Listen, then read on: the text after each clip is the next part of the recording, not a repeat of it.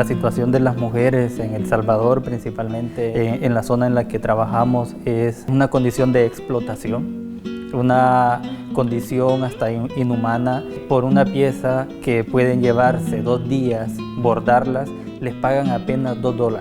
Es ahí donde como ACUA iniciamos un proceso de trabajo primero de sensibilización en el que se consideren sujetas de derecho. Ese es un primer paso, digamos, del trabajo que desarrollamos en el tema de la organización comunitaria.